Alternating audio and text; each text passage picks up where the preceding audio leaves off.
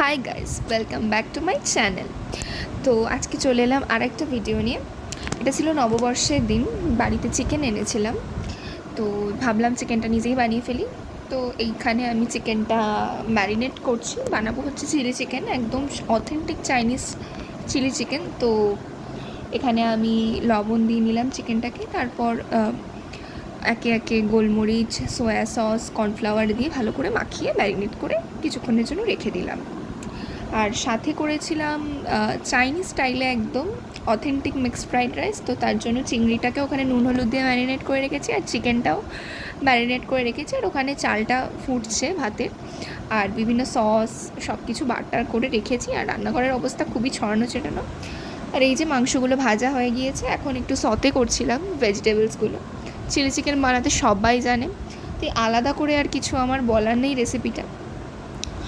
এখানে হচ্ছে প্রায় শেষের দিকটাতে একদম একটু নাড়াচাড়া করছিলাম।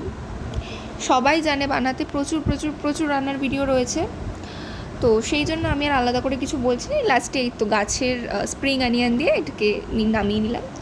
তো তারপরে এখানে আমি এই চিংড়ি আর চিকেনটা ভাজা হয়ে গেছিলো, তো একটা স্ক্র্যাম্বলড করছিলাম, আর এখানে সসগুলো সব মিক্সচার করে রেখে দিয়েছিলাম আমি।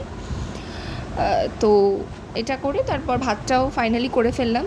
এটার ওপরেও স্প্রিং অনিয়ন দিয়েছিলাম। এটা হচ্ছে ফাইনাল লুক। আর মেনুতে ছিল mixed fried rice, chilli chicken, মায়ের হাতের আমের চাটনি, কাঁচা আমের চাটনি, আর সন্দেশ।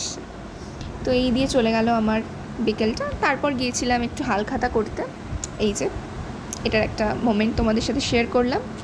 আর এত এনার্জি, আমি ঘুরে চলে এসেছি হয়তো 1 ঘন্টা মতো হলো, 8:30টার সময় ঢুকেছি।